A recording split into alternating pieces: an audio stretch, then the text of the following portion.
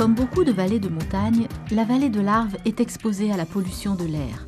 Cette pollution a un impact sur la santé, notamment celle des populations fragiles. Face à ce constat, les pouvoirs publics ont souhaité réagir pour améliorer la qualité de l'air en élaborant un plan de protection de l'atmosphère sur 41 communes.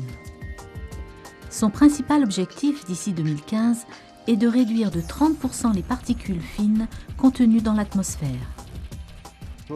On a des résultats depuis 2007 parce que le capteur... L'association prioritaire informe régulièrement les habitants de la vallée de l'Arve sur les enjeux du PPA. Donc, comme je vous l'ai dit, le plan de protection de l'atmosphère, il concerne 41 communes dont vous avez la carte ici. Donc, grosso modo, on part de Bonneville, La Roche-sur-Foron, et puis on va jusque dans le fond de la vallée, Chamonix-Valorcine et puis Argentière, où on est aujourd'hui. Deuxième partie. Après une première partie de présentation globale du PPA et de ses enjeux, la thématique sera ensuite recentrée sur les différents chauffages au bois existants et comment optimiser son installation en émettant le moins de particules possible. Donc il y a 3 choses pour chauffer de manière performante sans émettre de particules. Bien évidemment, il y a le matériel, comme on l'a dit, il faut avoir un matériel récent, performant, avec un bon rendement et un taux d'émission très faible. Mais il y a aussi la qualité du combustible utilisé, et puis l'utilisation et l'entretien de son appareil de combustion. Découvrons maintenant, chez un habitant de la vallée, ce chauffage au bois performant, peu émetteur de particules. Avant, vous étiez déjà équipé d'un poêle avant de faire l'agrandissement. Vous aviez un ancien poêle, mais qui n'était pas un poêle de masse.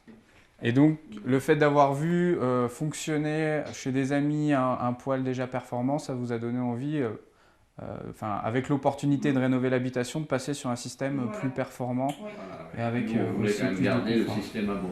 Oui, parce que vous avez la matière première gratuite. On a ici un poêle de masse en pierre olaire. C'est une pierre naturelle qui vient de Finlande, qui a des propriétés thermiques très particulières. Et le principe d'un tel poêle est d'accumuler de la chaleur dans une masse importante de pierre, de façon à pouvoir se permettre de faire un feu à haute température pour avoir une combustion très performante, très propre. Et on accumule cette chaleur dans la pierre qui va ensuite restituer cette chaleur de manière douce et diffuse dans le temps. Ce modèle ici pèse près de 2 tonnes, 1 tonne 900, uniquement de pierre, donc de matériaux qu'il va accumuler.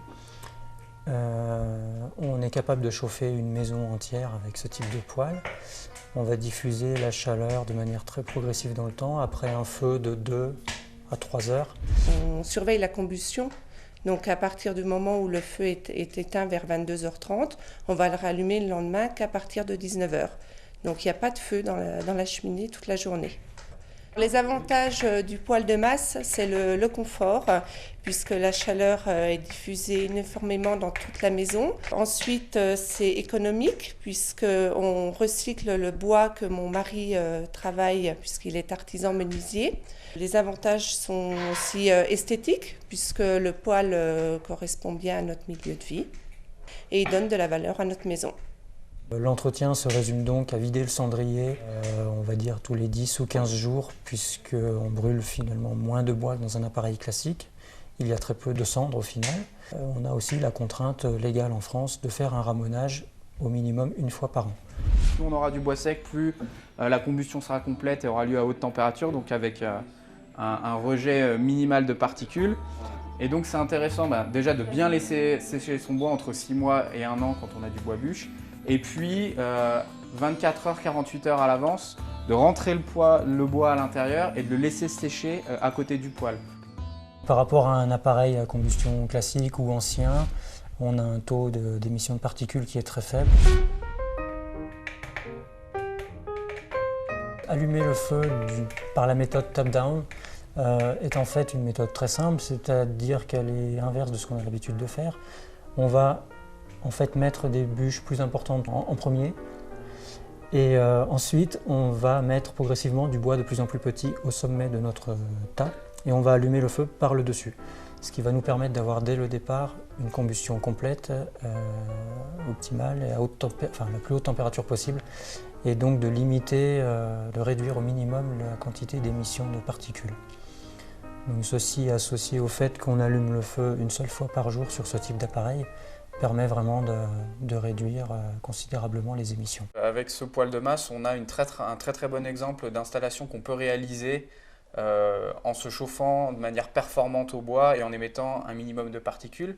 Mais on n'est pas obligé d'installer un poêle de masse pour chauffer de manière performante au bois. Il existe aussi beaucoup d'autres appareils avec d'autres types de combustibles, notamment les poêles à granulés ou les chaudières à plaquettes. Maintenant, le poêle de masse, il ne s'adapte pas forcément à tout type d'habitation, notamment parce qu'on a une forte inertie, donc pour les bâtiments à très basse consommation, ce n'est pas forcément l'installation la plus judicieuse.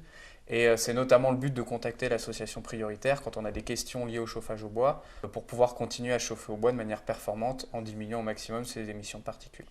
Donc il y a des plaquettes sur le chauffage au bois et un livret qui détaille vraiment les avantages, enfin quel type d'appareil il faut installer. Donc toute cette documentation, la plaquette sur le chauffage au bois et le livret est disponible en mairie ou sur le site de Prioritaire.